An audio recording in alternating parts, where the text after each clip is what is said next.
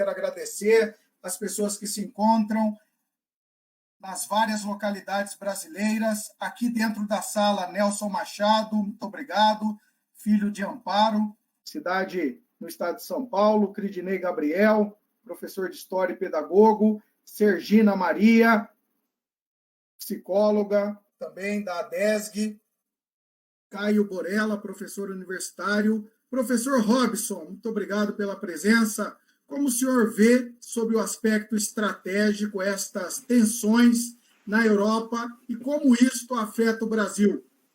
Oportunidades e ameaças. Com a palavra. Obrigado, professor Nélio. Boa tarde a todos. É uma honra poder participar desse encontro com pessoas tão notáveis. General Conforto, muito obrigado pela oportunidade de compartilhar com o senhor. Acho que o senhor, se não me falha a memória, estava próximo na época que nós participamos da criação do Centro de Estudos Estratégicos na Praia Vermelha, com o professor Braz Araújo. O senhor se lembra disso? Junto com o naipe. Se não me falha a memória, o senhor era um naipiano, não é? O naipe era um núcleo de análise interdisciplinar de política e estratégia da Universidade de São Paulo, onde eu fiz meu doutorado. Na época eu era um Aspone e pude participar da criação lá do Centro de Estudos Estratégicos, lá da ICEM, da Escola de Comando do Estado-Maior do Exército, né? O senhor, eu me lembro do senhor nessa época, 2003. Acho que o senhor estava por lá. Puxa vida, é ótimo reencontrá-lo. Reencontrar amigos como o Coronel Bazuc, que está aqui também participando de tantos anos aí, assistindo com a gente. O Ciasca, colega do Instituto Federal, os demais professores, eu cumprimento, né? Professor Túlio, professor Marcelo, professor Zarpelão, eu não conhecia, obrigado por compartilhar. Achei muito.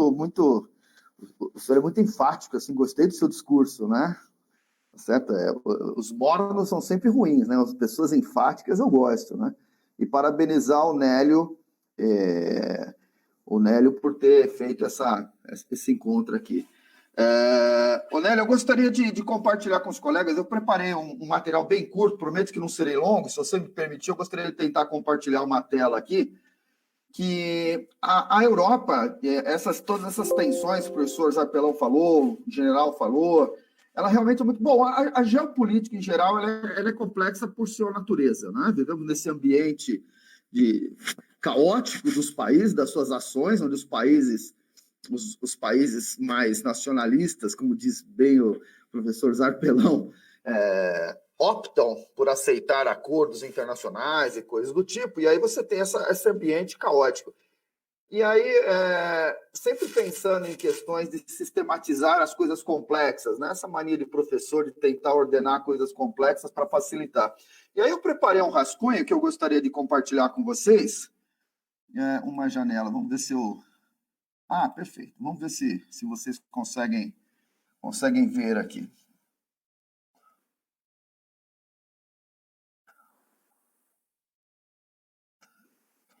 Vocês estão vendo a janela?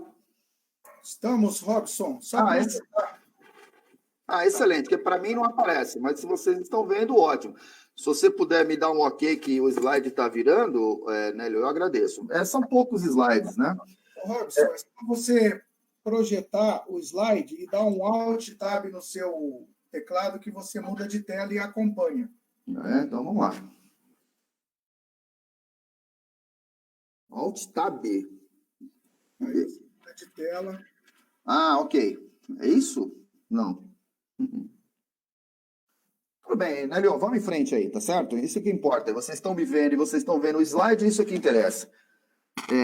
Então, o que eu preparei aqui, né? Eu pensando na questão complexa da Europa e já respondendo uma pergunta que foi feita no Zap, ou tentando pelo menos caminhar numa direção de responder, que quais são os interesses, né, do Brasil nessa Europa e como é que a gente pode lidar com isso. Eu usei aqui dois modelos, eu usei a visão de grandes áreas do Golbery, né, de geopolítica. Eu usei o modelo do Golbery, onde ele trabalha com grandes áreas, e eu usei também uma adaptação do modelo do Huntington, do Samuel Huntington, do choque de civilizações. E aí, adaptando esses dois modelos, eu criei um modelo que eu chamei aqui de modelo dos dois arcos de tensões na Europa, né, da União Europeia, que está colocado nesse slide aí. E o que é essa modelagem que eu enxerguei, né? Vamos colocar assim. Claro que não é completa, não abarca 100% das especificidades dessas tensões europeias, mas ele ajuda, pelo menos, a sistematizar, né? Então, eu enxergo que a Europa, hoje, ela está sob dois grandes arcos de tensão, né? De tensões, que eu chamei aí o primeiro é o arco leste, que está marcado aí no mapa. A gente pode estender lá da Estônia, lá em cima, até a Grécia, né? A Grécia, a Turquia, aquela região, esse grande arco que passa pela Europa Central, que é o tema do nosso debate hoje aqui. E depois o segundo arco, que ele vai lá da Espanha, Gibraltar, se quiser estender até Portugal, e ele vai também na direção lá da Grécia até a Turquia e coisas do tipo, né? Então, se eu entender um pouco do que acontece nesses dois grandes arcos, eu entendo aí 70%, né, 80% das tensões na Europa. E eu vou passar rapidamente sobre eles, são pouquíssimos slides mesmo, né? Então, eu chamei do arco leste, esse grande arco que vai lá da Estônia até a Grécia, e nesse arco leste eu encontro basicamente três grandes forças de tensão, não é? Uma bem colocada aí pelos colegas já também, que é a questão do eterno objetivo da Rússia pelo acesso ao mar, né? A Rússia tem esse grande problema, às vezes olhando o mapa mundi, né? Olha-se a parte norte da Rússia e fala, puxa, mas a Rússia tem muito mar, né? Na verdade, não tem, né? Na verdade, a parte norte é uma parte de oceano que praticamente fica congelado 6 meses do ano, ou mais. Depois você tem o mar, aí sim, lá do outro lado, né, para o Oceano Pacífico, mas a saída para o Oceano Atlântico da Rússia sempre é muito difícil. E bem falou o professor aí, desculpa, se foi o general, da eterna ambição da Rússia e chegar no mar, né? E o Afeganistão é um exemplo mais claro, né? A intenção óbvia da União Soviética, da Rússia. Então, você tem aí nesse chamado arco... Tá mostrando o arco leste, é isso, Nélio? Tá sim. É que no meu não tá, o meu parou aqui, mas tudo bem. Então, o que nós temos nesse arco leste? Três grandes forças, né? O primeiro objetivo eterno da Rússia, as tensões da Rússia, o interesse da Rússia na Europa, né?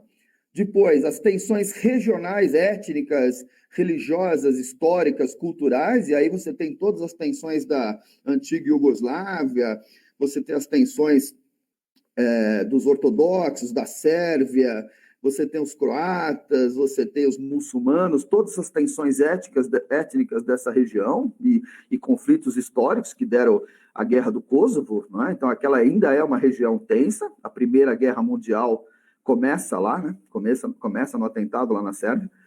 E o terceiro, a terceira força, né, nesse arco leste, é a migração do Oriente Médio, né? Que esse arco ele não está no Oriente Médio, mas bem ao sul, ali na região da Grécia, da Turquia, você tem hordas de migrações e influência de grupos terroristas do Oriente Médio que sobem, e aí você tem em Bulgária, bem no caminho em Turquia, né? Então, o arco leste ele consegue enxergar essas tensões.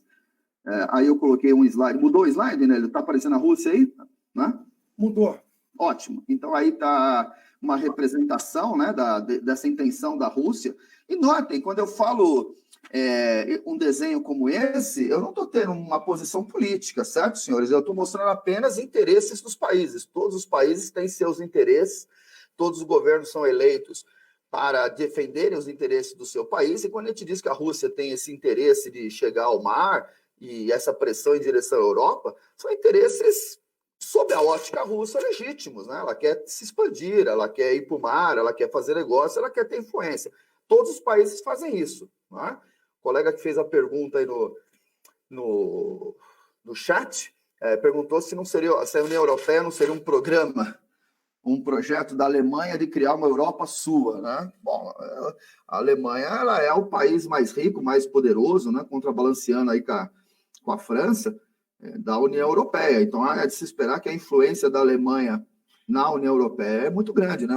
É difícil a gente imaginar que um país pequeno da Europa vai ter a mesma força do que uma Alemanha. Mas vamos em frente aqui. Depois, o Arco Sul, né? Então, o Arco Sul de tensões, né? Os dois grandes arcos. O Arco Sul, eu puxei ele lá de Portugal, Espanha, e ele vai até a Grécia e a Turquia. E na região da Grécia, se vocês olharem hoje, é um ponto muito crítico de tensão na Europa, e não por coincidência, é onde esses dois arcos se encontram, né? O Arco Leste e o Arco Sul, certo? Então, no Arco Sul, o que eu tenho de fonte de tensão, né? Eu tenho as migrações do Oriente Médio, migrações justas ou não justas, né? Você tem migração de pessoas que realmente passam por situações muito difíceis e procuram uma vida melhor na Europa, e você também tem migrações que são movimentos, às vezes, de terroristas, né? Pessoas que estão com outras intenções do que simplesmente buscar uma vida melhor no continente europeu. Então, você tem o problema grave das migrações do Oriente Médio, você tem a questão do Estado Islâmico e correlatos, que estão atuando fortemente ali em todo o norte da África, Península Arábica. E você tem a terceira, que são as máfias, as organizações criminosas internacionais que usam toda essa região. Como é uma região, principalmente agora a Líbia, que está em guerra, e você não tem um governo que consegue ter um controle de toda a região, as organizações criminosas se aproveitam desses espaços para implantarem, né? Toda vez que você tem um vácuo de poder, alguém assume o poder, né? Essa é uma regra da ciência política, né? E aí as organizações criminosas se estabelecem com tráfico de pessoas, tráfico de mercadorias, produtos ilícitos, drogas, armas, tráfico humano, né, de pessoas. Então, você tem muitas quadrilhas que cobram das pessoas desesperadas para fazer essa travessia em direção à Itália, à Grécia e coisas do tipo, né? Então, esse é um modelo que eu tenho pensado e eu queria compartilhar com vocês, né? É claro que, afora isso, né, você tem instabilidades naturais do projeto de União Europeia. Eu não vou discorrer todos eles, mas eu coloquei alguns aí, né? O que tem causado essa insatisfação, que o grande representante foi o Nigel Farage, né, da Grã-Bretanha. Quer dizer, por que nem todos os europeus estão contentes com a Europa, né? Então, você tem lá alguns motivos: falta de representatividade no Parlamento Europeu, o cidadão comum da Europa nem sempre se sente representado por representantes do Parlamento Europeu que não foram eleitos, não foram votados, foram indicados, né? Você tem custos administrativos, então a Europa é cara. A Europa é uma estrutura muito cara e isso cai no bolso dos contribuintes. O cidadão europeu está sentindo diminuir o seu welfare state, né, seu bem-estar social, e um dos motivos é a sustentação não só da administração europeia, como os apoios financeiros em países para que haja um equilíbrio econômico e social dos participantes do grupo, né? Não é interessante que você tenha grandes diferenças econômicas e sociais. Exemplo, Grécia, Portugal, Espanha, Itália também, né? Ainda assim, você tem diferenças econômicas e sociais, então a migração interna na União Europeia em busca de empregos e essas coisas é um fenômeno que causa conflitos. Dificuldades de gestão econômica, já falamos, fortalecimento dos sentimentos nacionais, o professor Zarpellon falou sobre isso, né? E aí o reaparecimento dos sentimentos nacionalistas e dos movimentos de direita na União Europeia. Eu vou abordar um pouquinho rapidamente isso, um pouco para frente aí. Aí você tem fortalecimento da religiosidade, o general falou bem da questão da religião como aspecto civilizacional, né? O Huntington fala muito isso. Eu me lembro nós discutimos durante muitos meses, né, a questão de será que nós somos ocidentais, não somos? O que é ser um ocidental? Que características são essas? O que é ser um europeu, né? Essa é a pergunta que fica com essas migrações e mudanças culturais, né? Não estou fazendo juízo de valor, não estou dizendo que é bom nem ruim, mas é um elemento que nós temos que prestar atenção para poder entender esse arcabouço complexo da Europa, né? Então, bom, essa vinda de hordas de imigrantes causa um impacto na sociedade, e o morador antigo ele acaba sentindo isso, né? Então causa essa insatisfação com os movimentos migratórios, que o professor Zarpellon bem falou, mesmo que essa mão de obra ela seja necessária nesses países, como bem colocou o general. Esses países são demandantes de mão de obra para a sua economia, mas essa população ela acaba criando tensões, né? O diferente sempre causa tensões, né? Novamente, não estou dizendo que é bom nem ruim, não estou fazendo juízo de valor, apenas uma análise política, né? Aí você tem também a insatisfação com a ingerência da União Europeia. Então, quando o país entra para a Europa, né, ótimo, agora somos oficialmente europeus, porém começa a vir a ingerência, né, que tipo de regras temos que seguir, que tipo de normas temos que adotar, o que nós temos que prestar de contas para assinar um acordo ou outro com outro país. Então, isso, num primeiro momento, causa aí uma alegria grande para os países, mas depois, com o tempo, a vida do dia a dia mostra que, como em tudo na vida, nem tudo são flores, né? Também nem tudo são rosas, também temos os espinhos aí. E aí você tem, como bem falou o professor Japelão novamente, o fortalecimento da direita. Eu coloquei aí os países europeus, eu coloquei Estados Unidos e Brasil, até tá arriscado, né? Não arriscado porque, claro, não é Europa, né? Mas como um fenômeno internacional, certo? França, Polônia, Espanha, Rússia, Eslovênia, né? Hoje você tem mais de 10 países na Europa que são governados por governos de direita. Eu não sou tão pessimista como o professor Sarpelão de achar.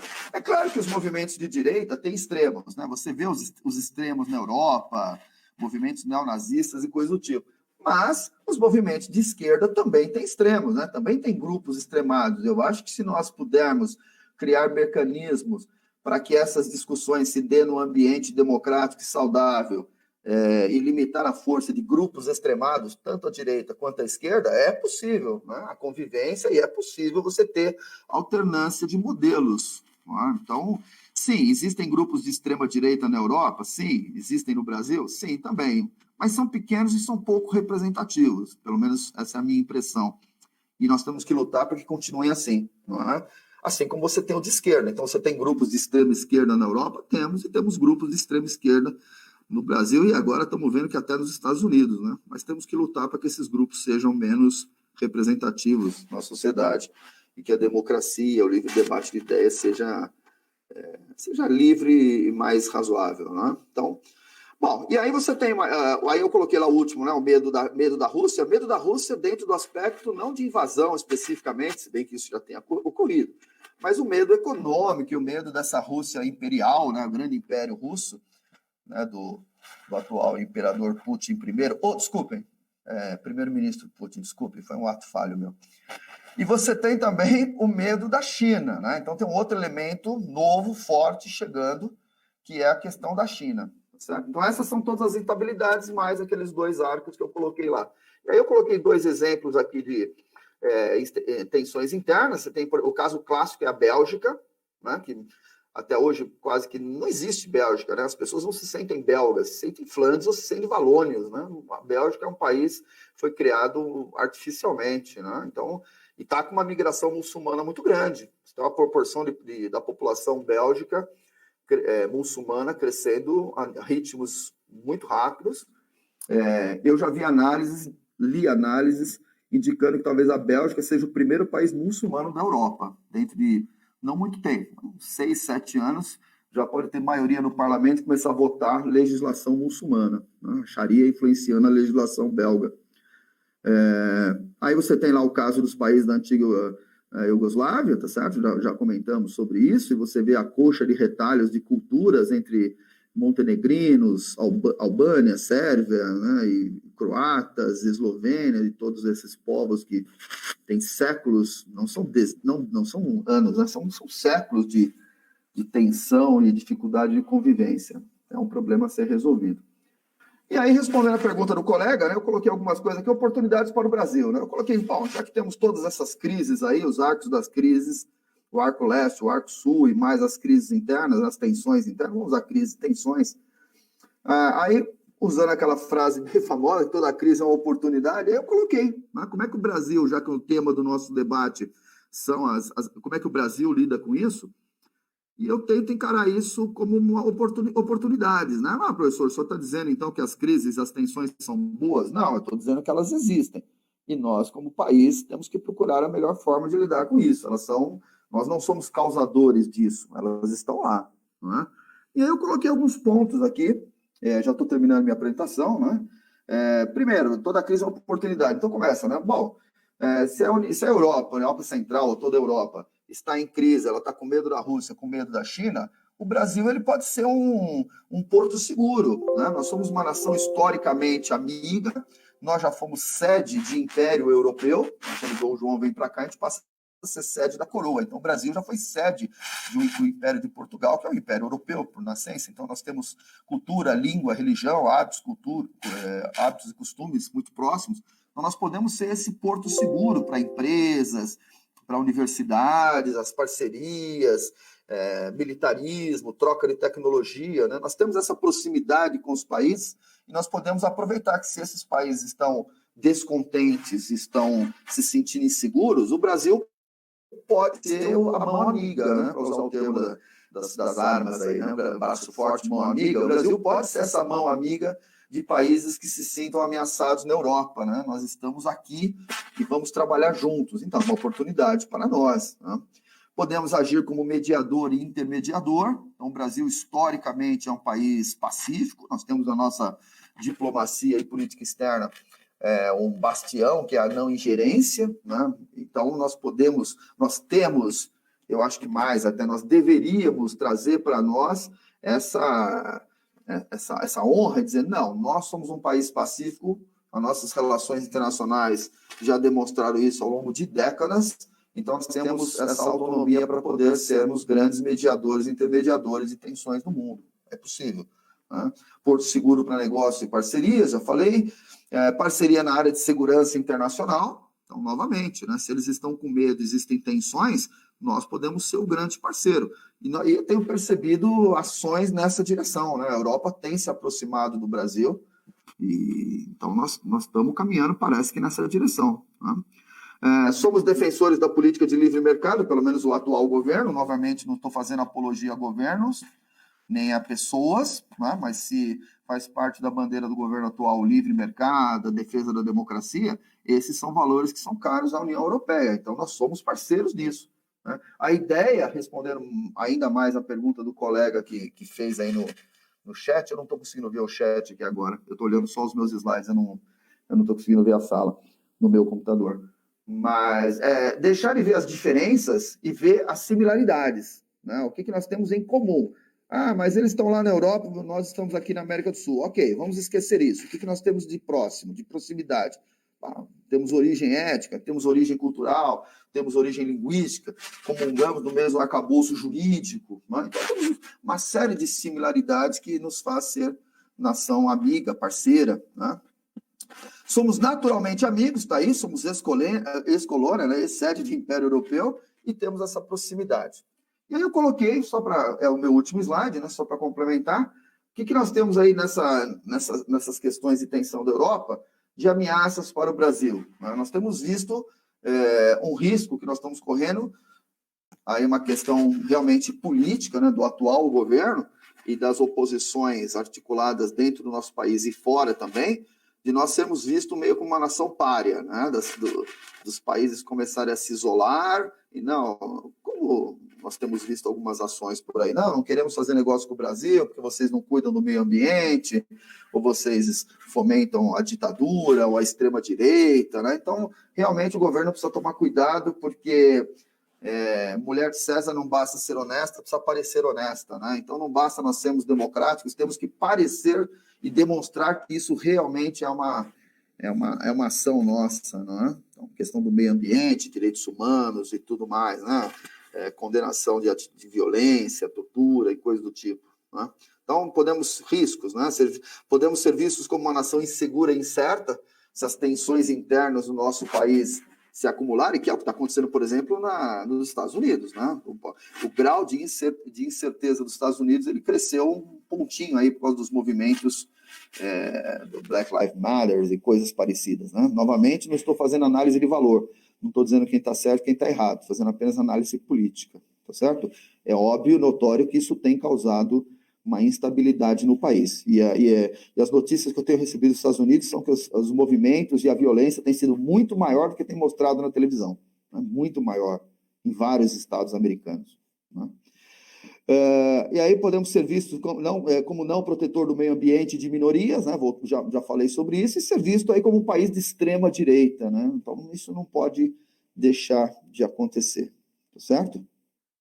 Então, gostaria só de voltar aqui, deixar essa última imagem aqui, né? O modelo que eu apresentei aqui para ajudar a gente a compreender um pouquinho essas tensões da Europa, né? Um modelo baseado em 2 autores aí, baseado nos modelos de áreas do Golbery, do livro de Geopolítica do Golbery, e do modelo de fraturas do Samuel Huntington, Choque de Civilizações, e aí eu adaptei um pouquinho os dois e criei esses 2 modelos aí. Tá certo, professor Nélio? Então, agradeço a oportunidade aí. Muito obrigado, professor Robson, do Instituto Federal de São Paulo. Agradeço a presença aqui das pessoas que nos acompanham pelas redes sociais em diversas localidades do Brasil, Rio Grande do Sul, Santa Catarina, Paraná. Temos também gente em São Gabriel da Cachoeira, fronteira do Brasil com a Venezuela, Tefé. Agradecemos aqueles que se encontram em outros países. Dando continuidade